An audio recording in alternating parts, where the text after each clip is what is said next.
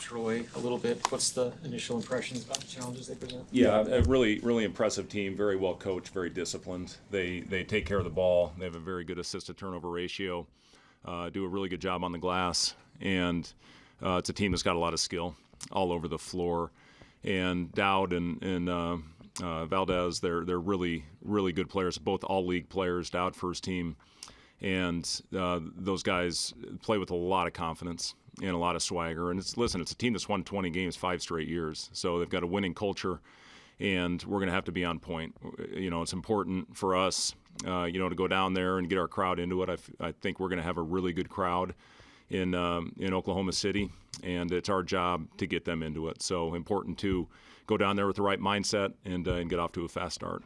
We've talked about the value of experience, guys like Sam and Rank and Jamarcus. Just what do you think they got out of that experience 2 years ago that can apply to this next? Well, I think both teams have experience. When you look at this Troy team that played in the NCAA tournament against Kentucky last year, and it was a really good game. When you looked at the first half, I think it was a 2-possession game at halftime, so their players got really valuable experience in that as well. And I do think it's important that we've had guys that have played in this environment. And we went down there. We did actually get off to a really good start against A&M. We just weren't able to sustain it. And at this time of year, you got to defend, you got to rebound, and that's been the thing that's carried us all year long.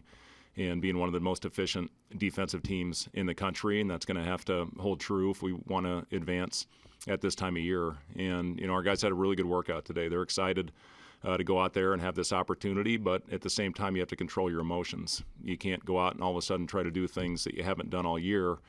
And it's important for us. It's all about the basics, the things that we've been doing since day one on both ends of the ball, and share it, make the simple play, and do a good job and have great communication, get back in transition, don't give up easy baskets, just all the things, that you have to do that you really encourage your team from the first day of practice all the way through. And you just have to it's on steroids now. And, it's a great time of year. It's a fun time of year. I've talked to our guys about enjoying it. But at the same time, this is a business trip for us. And the fact that our guys do have some experience with this, I do think helps us. But again, it's going to help Troy as well for what they experienced last year. Fred, I'm sure I won't be the last to ask about this, but you've talked a lot about the firsts that have happened in the program this year.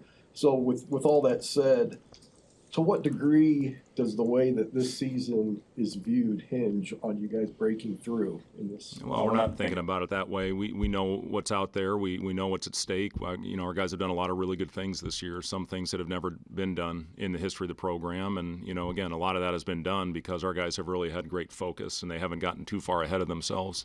And all they've worried about is the next assignment. So, we can't think about it that way.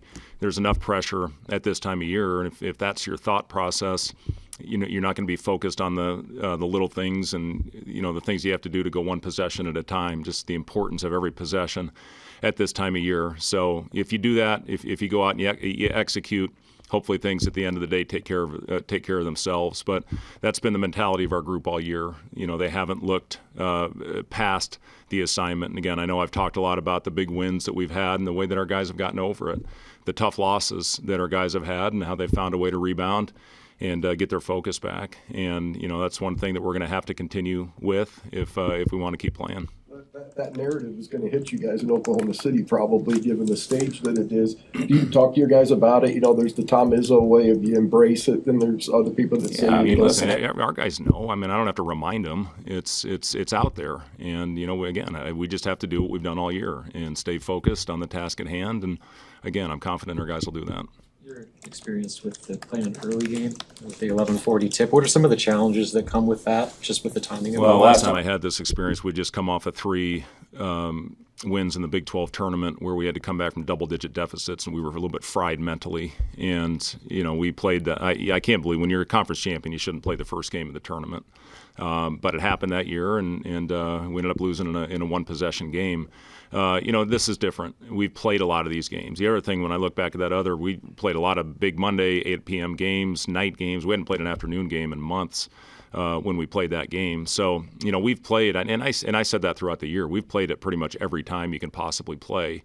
over the course of the season. We played 11 a.m. games. We played the 9 p.m. So we played at 10:15 Central Time when we played at UCLA. So we're experienced with it, and it just you play at the time that they give you. That came out. I think the first one was 5:10 or 4:10? No, 3:10. Yeah, I get my time zones messed up. But yeah, it's I mean, listen, you get the 11:40 game. It's exciting, and you get a tip off the tournament. So our guys will be ready. What is the message to guys about just controlling emotions, staying within the film? Yeah, I mean that again. That you have to do it all year in the Big Ten. If you don't, you're gonna get smacked. And we did it for the most part. Obviously, UCLA got away from us. The Big Ten tournament got away from us against Purdue, but guess what? They're playing pretty damn good, and I think we saw that with them. Double-digit win over Michigan, and what they did in the semis against UCLA. Come on, Wilson. Confusing me. So, again, it was something for us that you got to learn from. We did not handle, I didn't think, very well at UCLA, but they're rolling right now. So, listen, we play a couple really good teams. We're going to play a really good team again on Thursday.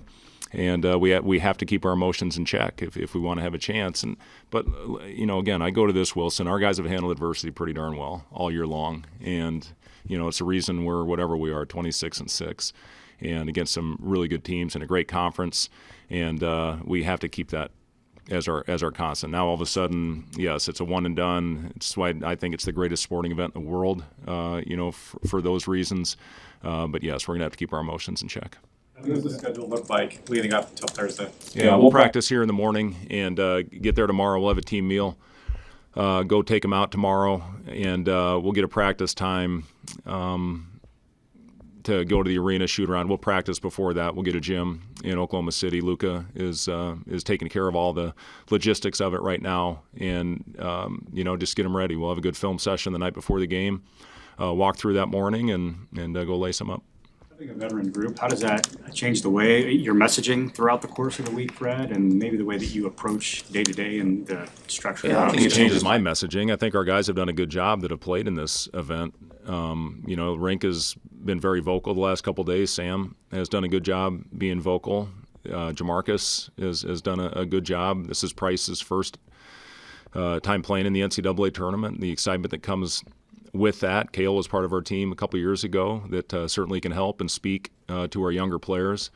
Braden is, it's his first experience, and he's been really good here the last couple days. So, now it's all about, going out there. The biggest thing, listen, you got to execute, you got to play disciplined, and you got to find a way to battle adversity.